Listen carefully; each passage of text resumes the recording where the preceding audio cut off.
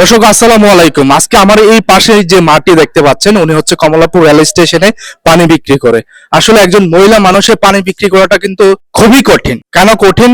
এই যে চলন্ত ট্রেনের মধ্যে কিন্তু অনেক সময় পানি বিক্রি করতে গিয়ে অনেকেই হাত পা হারায় ফেলতে হয়েছে, অনেকেই খুবই অ্যাক্সিডেন্ট হয়, মারাত্মক অ্যাক্সিডেন্ট হয়। সেটা কিন্তু অবশ্যই জানেন মাসুম কাকা।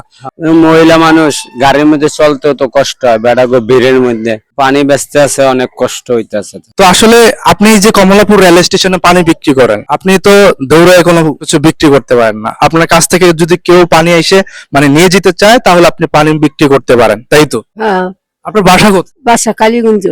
কালীগঞ্জে? আপনি এই কোথায় থাকেন? কালীগঞ্জে থাকেন নাকি এখানে? হ্যাঁ, কালীগঞ্জে থাকি। কালীগঞ্জে থাকেন। আপনি কি ট্রেনে করে পানি বিক্রি করে তারপরে এখানে? বেশি এবার এমনি ইয়ায় বেশি ঘাটে বেশি। ট্রেনে বিক্রি করেন, তারপরে ঘাটে বিক্রি করেন? হ্যাঁ, আচ্ছা, পানি বিক্রি করে আপনার দৈনিক ইনকাম কত টাকা? এই মনে করেন 200-300 এরকম। 200-300 মাত্র? এটা দেখে সংসার চলে? আর কি করবো বাবা, চলতে তো হইব। এই মনে করেন 2500 টাকা ঘর ভাড়া দেই, ওষুধ খাই, এই আদি এই চলি। কোনো বাইরে ঘাটে চাই না মানুষের কাছে। আচ্ছা, তো আপনার সংসারে কে কে আছে আপনার পরিবারে? সংসারের ভিতরে পোলারা আছে, বিয়া শাদী করছে, মাইয়া বিয়া দিয়া দিচ্ছি, আমি একলাই। আচ্ছা, মাইয়া বিয়ে দিয়ে দিচ্ছেন। আর ছেলে সন্তান আছে? হ্যাঁ, কি করে ছেলে সন্তান? ছেলে সন্তান ওই ভ্যান বুন চালায়, বউ বেটি লিয়া খায়। বউ বাড়ি টাকা পয়সা দেয়? আপনারা টাকা পয়সা দেন? হ্যাঁ দেয়, মাঝে মাঝে যে পারে দেয়। আপনিও ওই পাশাপাশি ব্যবসাটা করতেছেন? হম, আপনার হাজবেন্ড তো বাসায় নাকি? হাজবেন্ড নেই, মারা গেছে। হাজবেন্ড মারা গেছে? তা দর্শক, আসলে ওনার হাজবেন্ড নাই।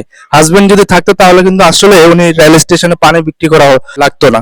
তো সেই জায়গাতে কিন্তু এই যে আমার মা বয়সীর এই যে মাটি কিন্তু আসলে কঠোর পরিশ্রম করে। আসলে মাসুম কাকা, এই যে মানুষগুলা এত পরিশ্রম করে, আপনারা তো এখানে দেখেন পানি বিক্রি করতে যায় কিন্তু অনেক অ্যাক্সিডেন্ট হয়। যেমন ট্রেনের মধ্যে দৌড়াদৌড়ি করতে যায় অনেক অ্যাক্সিডেন্ট হয়। তো সেই জায়গা থেকে এটা কঠিন না? এটা খুব কঠিন। আর যেরকম বয়স, তার এই বয়স হিসাবে তার তো পানি বেচার কোনো কথাই না। আমি চাই যে যেখান থেকে ভিডিওটা দেখছে, যদি তার মায়ের মতন কেউ ভালোবাসেন, মা বোনের মতন কেউ ভালোবাসে, আপনারা পারলে ইচ্ছা করলে তার একটু সহযোগিতা করতে পারেন, এটাই মনে করি ভালো হইব। আসলে দর্শক, আসলে এই মানুষগুলোকে সহযোগিতা আপনি কিভাবে করবেন? এই মানুষগুলো কিন্তু চাইলে হাত পাততে পারতো, কারণ ওনার বয়স হয়েছে, কিন্তু হাত না পেতে উনি কিন্তু ওজন, যে পানি তো আপনারা জানেন কতটা ওজন, সেই ওজন একটা প্রতিনিয়ত কিন্তু বহন করতেছে এবং প্রতিনিয়ত সেই পানি বিক্রি করছে এবং এই পানি বিক্রি করে সংসার চালাচ্ছে।